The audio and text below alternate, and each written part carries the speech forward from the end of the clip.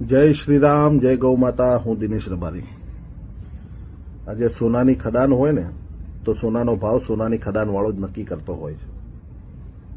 હીરા છે ને, હા હીરા, તો હીરાનો ભાવ નક્કી કોણ કરતું હોય?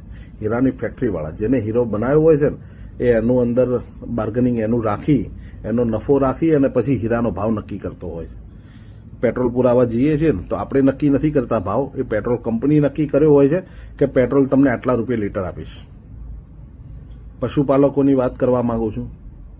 પશુપાલકને જ્યારે ત્યારે હું મળું છું ત્યારે પશુપાલક એવું કહે છે કે પોસાતું નથી, નીણના ભાવ એટલા વધી ગયા છે, પશુના ભાવ એટલા વધી ગયા છે, તબેલાના ભાડા એટલા વધી ગયા છે, પોસાતું નથી. પણ પશુપાલકોના દૂધનો ભાવ નક્કી કોણ કરે છે? જે એક પણ પશુ નથી રાખતા એ ડેરીવાળા. આજે અમૂલ ડેરી હોય કે સુમૂલ ડેરી, દૂધનો ભાવ નક્કી અમૂલ ડેરી કરશે, પશુપાલક નહીં કરશે. અરે આ અધિકાર અમૂલ ડેરીને કોને આપ્યો? પશુ તમારા, દૂધ તમારું, તો એનો ભાવ નક્કી તમારે કરવો જોઈએ. અમૂલ ડેરીનો અધિકાર નથી. જો પશુપાલક એક રહેશો ને તો પશુ પણ વધશે અને 2 રૂપિયા તમારે પણ વધશે. તમારા ધંધા વેપારના અંદર આ મોટી ડેરીઓવાળા અત્યારે લૂંટ મચાવી રહ્યા છે. સારું દૂધ ખાવું હોય ને, આજે હું એ જોયું છે કે બ્લેક કલરનું, કાળા કલરનું એક પાણી આવે છે,